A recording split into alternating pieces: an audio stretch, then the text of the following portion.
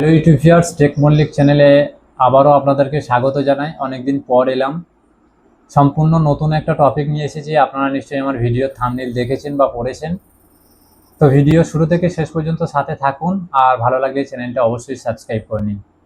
তো ভিউয়ার্স, আপনারা হয়তো জানেন কয়েকদিন আগে একটা ভিডিও ভাইরাল হচ্ছে যে ডোনাল্ড ট্রাম্পকে হত্যার হুমকি দেওয়া হয়েছে। ডোনাল্ড ট্রাম্প সেটা নিজে ব্যক্ত করেছেন বিভিন্ন সোশ্যাল মিডিয়ার প্ল্যাটফর্মে, এবং মোসাদও কিন্তু একটা আভাস দিয়েছে যে আপনাকে হত্যার হুমকি কিন্তু দেওয়া হচ্ছে। সেই হিসেবে ডোনাল্ড ট্রাম্প আরও ভীত সন্ত্রস্ত হয়ে পড়েছে। আপনারা জানেন ইসরায়েলকে বিশ্বের সবথেকে হাই প্রোটেক্টেড গুপ্তচর সংস্থা হিসেবে মানা হয়। কয়েকদিন আগে হয়তো আপনারা একটা খবর দেখেছেন বা পড়েছেন যে হেজবুল্লাহ জঙ্গি গোষ্ঠীকে কিভাবে ইসরায়েল ধ্বংস করেছিল। হেজবুল্লাহ জঙ্গি গোষ্ঠী যে ইলেকট্রনিক ডিভাইস যেমন ফোন ব্যবহার করত, সেই ফোনকে তারা পুরো সম্পূর্ণভাবে ট্যাপ করে নিয়েছিল। ট্যাপ করে নেওয়ার পর তাদেরকে কিন্তু নৃশংসভাবে খুন করেছিল। পরবর্তী ক্ষেত্রে যখন হেজবুল্লাহ জঙ্গি গোষ্ঠী এই সিদ্ধান্তে এলো যে আমরা মোবাইল ফোন ব্যবহার করার ফলে ইসরায়েলের মোসাদ আমাদেরকে ট্যাপ করে নিচ্ছে বা আমাদের ইনফরমেশন মোসাদের কাছে চলে যাচ্ছে, সেই জন্য তারা ফোন ব্যবহার করা বন্ধ করে দেয়।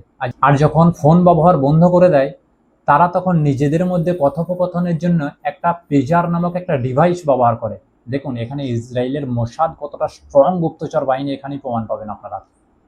আর ইসরায়েলের কাছ থেকে নিশ্চয়ই অবশ্যই কিনবে না, কারণ ইসরায়েলের সাথে কেনা মানেই একটা।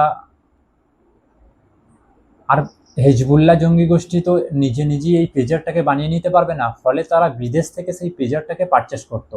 দেখুন এখানে ইসরায়েলের মোসাদ কতটা স্ট্রং গুপ্তচর বাহিনী, যেখান থেকে হেজবুল্লাহ জঙ্গি গোষ্ঠী ওই পেজারটাকে পারচেস করত, সেই সংস্থাকে কিন্তু অলরেডি বেনামে বসিয়ে রেখেছে এই ইসরায়েলের মোসাদ।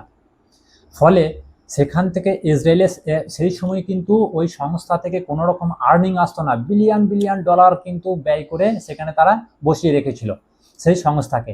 আর সেই ফাঁদেই কিন্তু পা দিয়েছিল হিজবুল্লাহ জঙ্গি গোষ্ঠী। আর যখন তারা সেই বিদেশি সংস্থা থেকে ওই পেজারগুলোকে কিনতে শুরু করলো, কিনে নেওয়ার পর যখন নিজেদের মধ্যে কথোপকথনের জন্য ব্যবহার করা শুরু করলো, তারপর থেকে কেউ পেজারটাকে নিয়ে কেউ বাজারে গেল, কেউ বাড়িতে রেখে দিল, কেউ বা সাথে করে নিয়ে অন্যত্র ভ্রমণ করতে লাগলো। আর সেই সময় কিন্তু ওই যে পেজারের মধ্যে একটা চিপস ব্যবহার করা হতো, সেই চিপসের মাধ্যমে কিন্তু এই ইসরায়েলের মোসাদ বোম ব্লাস্টটা ঘটিয়েছিল। সেই সময় কিন্তু শতাধিক মানুষকে মৃত্যু ঘটেছিল এবং শতাধিক মানুষ নিহতও হয়েছিল। কত বড় জঙ্গি এই ইসরায়েলের মোসাদ জঙ্গি গোষ্ঠী, কত বড় স্ট্রং দেখুন। এই মোসাদ যখন ইউএসএ অর্থাৎ ডোনাল্ড ট্রাম্পকে ইনফরমেশন দিয়েছে যে আপনাকে হত্যা করার ছক কষছে, ভাবুন এবারে ডোনাল্ড ট্রাম্প কতটা ভীত সন্ত্রস্ত হয়ে যাবে যে এত বড় একটা গুপ্তচর সংস্থা আমাকে ইনফরমেশন দিচ্ছে, মানে এর পিছনে নিশ্চয়ই কোনো না কোনো কারণ আছে। আর এইদিকে ইসরায়েলের মোসাদ বিভিন্ন রকম, ও তো কোনো ফ্রড কিছু বলে না, ও সমস্ত কিছু দলিল এবং প্রমাণ দেওয়ার সাথে সাথেই এই বক্তব্যগুলো ব্যক্ত করে।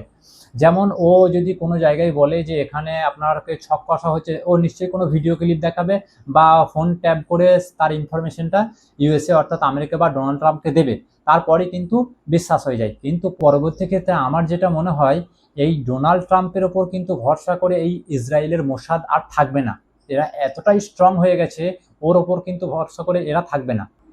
এই যে ইউএসএ অর্থাৎ ডোনাল্ড ট্রাম্প ইরানের সুপ্রিম লিডার আয়াতুল্লাহ খামেনি এবং তার পরিবারকে যেভাবে নৃশংসভাবে ধ্বংস করেছিল, ইরান কিন্তু এটা কখনোই ভুলতে পারবে না।